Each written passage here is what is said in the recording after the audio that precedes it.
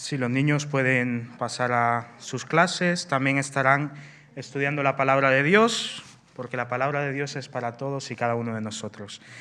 Qué bueno es saber eso. Y nosotros seguiremos con nuestro estudio de los milagros de Jesús. Hoy estaremos basando nuestro estudio en Lucas 5. Así que si tienes tu Biblia, puedes abrirla o encenderla, dependiendo de qué tan moderno seas. Y abrir tu Biblia en Lucas 5. Estaremos estudiando los versículos 1 al 11. Seguramente, lo más probable al menos, es que estés usando Reina Valera y verás que el título que esta le pone es La pesca milagrosa. Y es que precisamente eso es lo que estamos estudiando, los milagros de Jesús. Y este milagro es bastante interesante, es un milagro que marcó un antes y un después en la vida de muchas personas. Mira, ya Jesús para este entonces empezaba a ser conocido, de manera que dice la palabra que la gente se agolpaba alrededor y le glorificaban, como podemos ver en el 4:14, que dice que Jesús volvió a Galilea lleno del poder del Espíritu, y su fama se difundió por toda aquella región. Enseñaba en las sinagogas y era admirado por todos. Por lo tanto, ya Jesús estaba empezando a ser muy conocido. De manera que, como la gente le empujaba cada vez más porque se querían acercar más y más a él, no tuvo otra opción que, como leeremos a continuación, subirse en una barca. Ya en el agua no le seguirían, pero desde la barca predicaría y enseñaría. Ya Jesús también él mismo se identificó como aquella persona prometida en Isaías 61, 1 al 2. Lo podemos ver también en el pasaje número 4 de Lucas, del 16 al 30, cuando él se presenta diciendo: el Espíritu del Señor está sobre mí por cuanto me ha ungido para anunciar buenas nuevas a todos los necesitados. Y algunos de los personajes que estaremos viendo hoy también habían tenido un encuentro con Jesús, aunque desde luego este es el punto de inflexión que marcará un antes y un después. Su relación con este maestro ambulante, este rabí conocido como Jesús de Nazaret, pasaría a ser muy diferente, porque él decidiría dar uso a su poder milagroso. Así que vamos a leer los pasajes de Lucas 5. Dice así la palabra de Dios. En cierta ocasión, estando Jesús junto al lago de Genesaret, la multitud se agolpó y a su alrededor para oír la palabra de Dios. Él vio 2 barcas cerca de la orilla del lago, y los pescadores que habían descendido de ellas estaban lavando sus redes. Subiendo a una de ellas, la de Simón, le rogó que le alejaran un poco de la orilla. Sentado en ella estaba a la multitud. Enseñaba a la multitud. Cuando terminó de hablar, dijo a Simón: rema al lago adentro y echa tus redes. Le respondió Simón: Maestro, hemos estado toda la noche trabajando y no hemos pescado nada. Pero puesto que tú lo dices, echaré las redes. Así lo hicieron y recogieron tal cantidad de peces que su red se rompía. Entonces hicieron señas a los compañeros que estaban en la otra barca para que acudieran en su ayuda. Ellos vinieron y llenaron ambas barcas, hasta el punto que casi se hundían. Al ver esto, Simón Pedro cayó de rodillas ante Jesús y dijo: apártate de mí, Señor, porque soy hombre pecador. La gran cantidad de pesca capturada fue la causa del que temor se apoderó de él y de todos los que con él estaban. Lo mismo le ocurrió a Jacobo y Juan, hijos de Zebedeo y compañeros de Simón. Pero Jesús le dijo a este: no temas, desde ahora serás pescador de hombres. Después trajeron las barcas a tierra y dejándolo todo, siguieron a Jesús. Así que este es el contexto en el que nos manejamos. Una figura ya famosa, Jesús mismo, ya es el rabí por excelencia. Ya le admiran, ya le glorifican. Él mismo ya hace alusión a su ministerio como el Mesías. De hecho, algunos de estos pescadores ya le habían conocido de manera personal. Recordemos que el pueblo de Israel había estado esperando por mucho tiempo a su llamado Mesías, al ungido. Y lo esperaban con mucha ansia. Todas sus esperanzas estaban puestas en esta figura.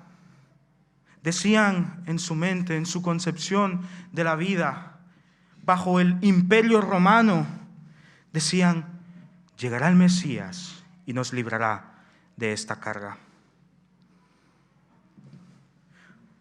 Y aparece entonces Jesús.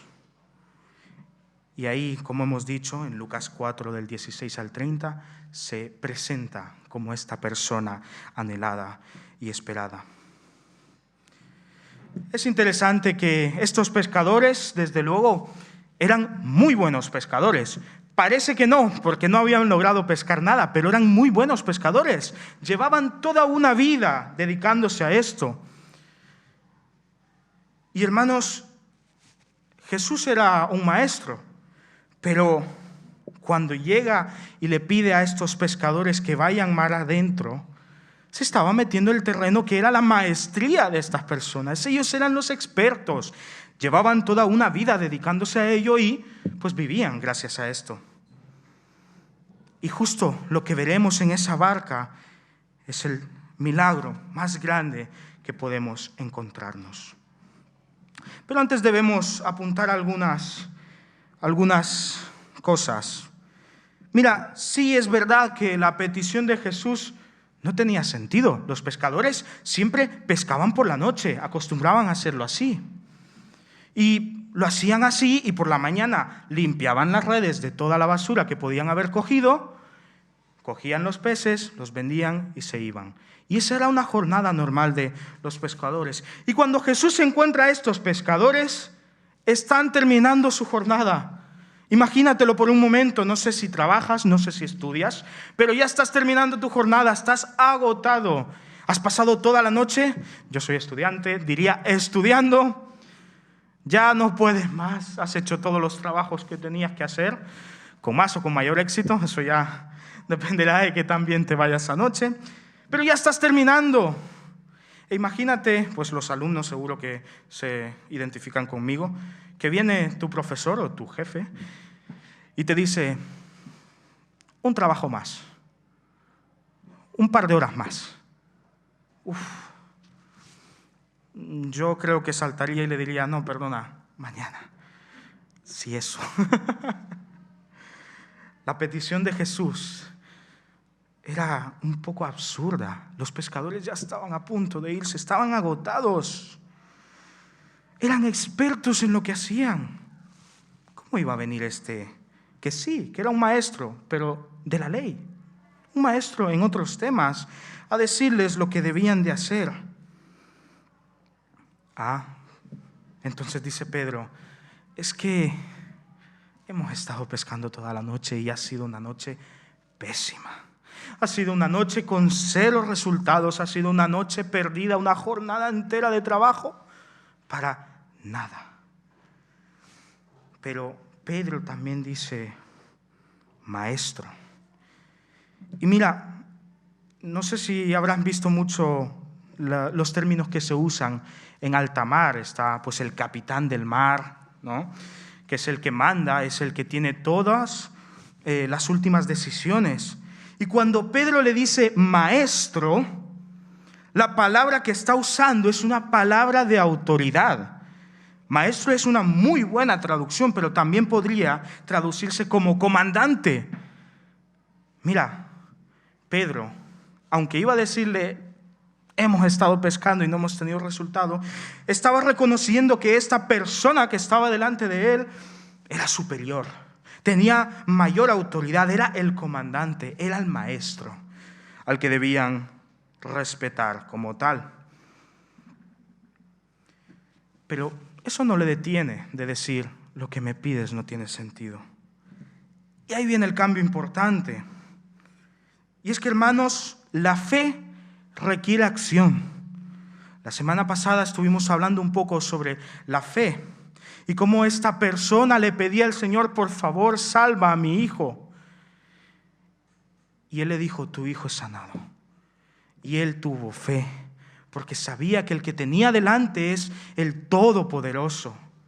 Y descansó, porque la fe trae descanso. Pero hoy también vemos que la fe requiere acción. Por lo tanto, dice Pedro, Maestro, hemos estado toda la noche trabajando y no hemos pescado nada. Pero puesto que tú lo dices, porque tú lo dices, solo porque tú lo dices, Maestro, echaré las redes. La fe requiere acción, requiere obediencia. Sí, Pedro era un experto pescador, pero es que no era un simple maestro el que estaba delante. Era el que tiene toda la autoridad. Él era el comandante, el Señor. Por lo tanto, los pescadores cumplen con la petición de Jesús en su nombre. En tu nombre echaré las redes. Cuando estamos frente a Cristo, debemos reconocer, hermanos, que Él es el que tiene toda la autoridad. Estos pescadores expertos habían pasado toda una jornada nocturna pescando, echando la red, recogiéndola, revisando que no tenían nada. Echando la red, recogiéndola, revisando, otra vez nada. Noche entera, hora tras hora, vez tal vez. Todas sus fuerzas, todo su empeño, toda esa jornada había sido dedicada a la pesca en absoluto. Pero en tu nombre, Señor, por tu fuerza y por tu autoridad, echaré la red, dice Pedro. Y es entonces cuando ocurre el milagro. Las redes que fueron echadas tantas veces y recogidas con nada, se llenaron.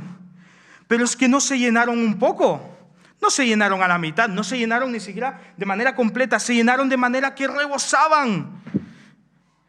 Por lo tanto, estos pescadores expertos, como pudieron, llamaron a sus compañeros en la otra barca, por favor venid, porque esta cantidad de peces no cabe en esta barca. Y recogieron y todo lo que no recogieron antes lo recogieron ahora, de manera que las dos barcas se llenaron. Pero es que se llenaron tanto que casi se hundían del peso, de la cantidad de peces que habían pescado. Hermanos, la fe requiere acción. Pedro y el resto de los pescadores se podían haber quedado en la orilla. Podían haber terminado de limpiar esas redes e irse a casa y haber cerrado la jornada. Podían no obedecer a Jesús. Estaban en su campo de trabajo. Las barcas eran suyas. Ellos eran los que mandaban, pero no. Reconocieron a Jesús como el maestro, como el comandante, como la autoridad y obedecieron. Si no hubiesen obedecido, esa jornada habría sido en vano. Reconocieron a Jesús como alguien que tiene la mayor autoridad e hicieron todo lo que Él les ordenó. Por simple que pareciera, desde luego a sus oídos sonó como un ridículo. Toda una noche hemos estado, pero porque tú lo has dicho, lo haremos. La fe requiere acción y obediencia. Ahora, hermanos, es importante notar que la fe no es creer que Dios hará lo que yo quiero, sino saber que Él puede hacer lo imposible si esa es su voluntad y descansar en esta voluntad en total paz, como vimos la semana pasada. Este conocimiento de aquel a quien ponemos nuestra fe, debe movernos a la obediencia inmediata. Apropiándonos un poco de las palabras de Pedro: Señor, lo que tú quieras, eso haré. Por muy ridículo o por muy extraño que suene, lo que tú digas, oh Señor, eso haré. Eso es la fe. Saber que lo que Él dice es mejor y aceptar su voluntad y descansar en Él. Y hermanos, también podemos ver en este pasaje algo muy propio de cada uno de nosotros, de cada persona. Y es que una de las realidades bíblicas más grandes que podemos encontrar en cada uno de nosotros es la necesidad de llenar un vacío. Todos tenemos un vacío. Como hemos comentado, muchos israelitas ponían sus esperanzas en la llegada del Mesías. De manera que Andrés, el hermano de Pedro, era discípulo de Juan el Bautista. Lo encontramos en Juan 1. Y ahí mismo hay un encuentro entre Andrés y Jesús. Un encuentro breve. Pasaron la noche juntos. Él conoció cómo vivía Jesús. Juan el Bautista, de hecho, había dicho: he ahí el Cordero de Dios. Y sabes, después de haber pasado esas horas con Jesús, cuando se encuentra a su hermano Pedro, dice: hemos encontrado al Mesías. Pedro, la búsqueda ha terminado. Hemos encontrado al Mesías. Esta esperanza, esta espera, no había durado 1 año, no había durado 2, ni 10, ni 50. Había durado cientos de años, esperando a este Mesías. Todos buscamos algo. Todos ponemos nuestras esperanzas en algo, en alguien. Pero hermanos, la búsqueda solo termina si nos encontramos con Cristo. Nuestra búsqueda termina cuando nos encontramos con Cristo. Y cuando esto pasa, solo podemos imitar a este pescador. ¿Qué hizo? Vio este milagro tan grande. Recordemos, los milagros servían para glorificar a Dios. Ese es el fin de los milagros. Son señales de que Jesús es Dios. Y cuando él ve este milagro, se arrodilla. Por lo tanto, nuestra búsqueda termina cuando nos encontramos con Dios. Y cuando esto pasa, solo podemos humillarnos, arrodillarnos y confesar nuestro pecado. Apártate de mí, Señor, porque soy hombre pecador, dijo el pescador. Humillarnos, arrodillarnos y confesar nuestro pecado. ¿Y sabes qué? Al hacer esto, encontraremos a un Dios infinitamente superior, incomparablemente mejor que aquello que buscábamos. Todas nuestras expectativas serán superadas con creces en absoluto. Nos encontraremos con el Rey. Y en su gracia y misericordia, ante esa imagen de el Dios soberano de pie y el pecador absoluto humillado y arrodillado, el Dios 3 veces santo y el que ha sido corrompido totalmente por el pecado, no veremos desprecio, sino que seremos recibidos en sus brazos con amor y perdón. ¡Qué milagro! ¡Qué milagro más grande! Que el Dios 3 veces santo, al encontrarse frente a nosotros, nos ama con una eternidad por detrás y por delante. Y este es el milagro más urgente y más necesario que cada uno de nosotros tenemos. Sorprendentemente, es también el milagro que Él nos ha dejado más a nuestro alcance: la salvación por gracia, por la fe, por lo que Cristo Jesús hizo y no por lo que yo hice. El milagro de que estoy frente al Rey y Él me ama con locura, con eternidad. Que Él me ama hasta lo último, hasta la cruz.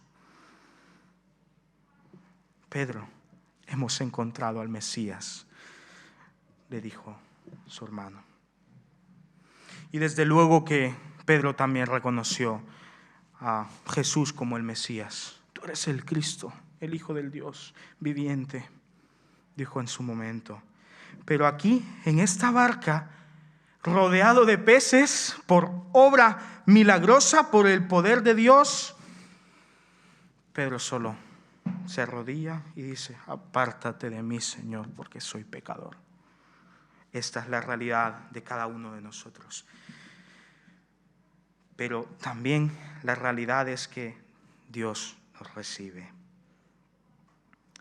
De manera que el milagro fue una cosa muy grande y la cantidad de pesca capturada fue causa de que el temor se apoderó de él y de todos los que con él estaban. No solo Pedro se llenó de temor, el resto también: Jacobo, Juan, Pedro. Pero hermanos, un encuentro con Dios requiere una decisión. La respuesta que Jesús le da a Pedro, a esta persona humillada e impresionada por el Dios soberano, es: no temas. No temas. Es un imperativo que apunta hacia nuestra necesidad del soberano.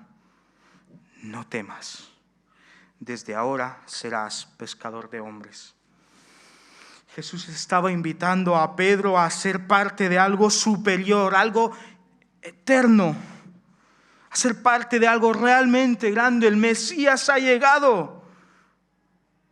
Y el Mesías estaba invitando a estos pescadores a ser parte de su ministerio.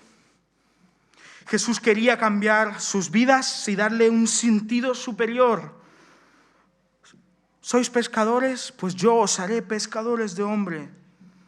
Y sabes, esta invitación es la misma que Dios hace a cada uno de nosotros. Y la respuesta de los pescadores, que habían sido testigos del poder de este Jesús,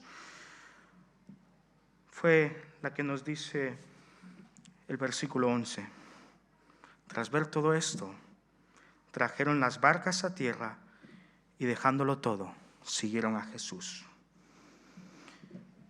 Un encuentro con Dios requiere una decisión. ¿Le sigo o le rechazo? Y recordemos, como apunta Chesterton, cuando se elige algo, se rechaza todo lo demás. O seguimos a Dios y solo a Dios, o le estamos rechazando. Pero no olvidemos que Jesucristo es el soberano. Que ese maestro en esa barca que obró tan grande milagro es el mismo al que estamos alabando y adorando hoy. Y es el mismo que se pone a nuestro alcance hoy y mañana. Pero un encuentro con Dios requiere una decisión de nuestra parte. Como decía Josué: decidíos hoy qué haréis, pero yo y mi casa seguiremos al Señor. Hermanos, la fe requiere acción. La fe requiere convicción y una decisión absoluta. Sigamos al Señor. Este gran maestro que obró este milagro es el mismo que quiere obrar el milagro de la salvación en ti. Si tú no lo conoces, hoy es el momento de llegar a conocerle. Recuerda que un encuentro con Dios requiere una decisión: seguirle o rechazarle. Oremos.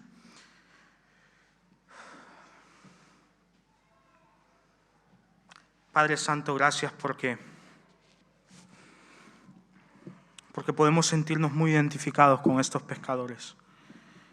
Tanto tiempo buscando algo, poniendo nuestras esperanzas en personas, en objetos quizás. Pero Padre, la espera, la búsqueda ha terminado. Te hemos encontrado a ti. Oh Señor, y tú cumples absolutamente todo lo que necesitamos, Señor. Desde luego tú eres el Salvador.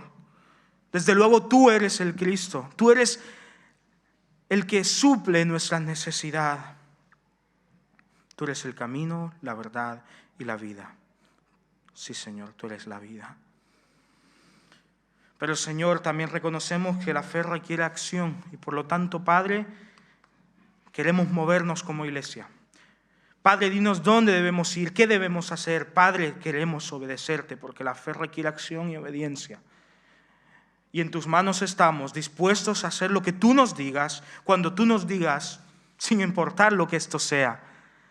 Oh Señor, ponemos nuestra confianza en ti y descansamos en tu voluntad, sabiendo que estás buena, agradable y perfecta, Señor. Y lo que tú quieras para nuestra iglesia, lo que quieras para tu iglesia, mejor dicho, así como aquello que tú quieras para mi vida, Señor, para cada una de estas vidas que están aquí. Oh Padre, amén. Eso haremos. Sí, Señor. Muévenos hacia donde tú quieras, oh Padre, pero donde nos muevas, que estés tú. Con eso nos basta. Y Padre, si hay alguien que aún no ha tomado la decisión de seguirte, oh Señor, lo pongo en tus manos. Oh Padre, que Él encuentre al Rey soberano, que encuentre a este que cambia y moldea vidas, a este que obra con milagros aún hoy en día.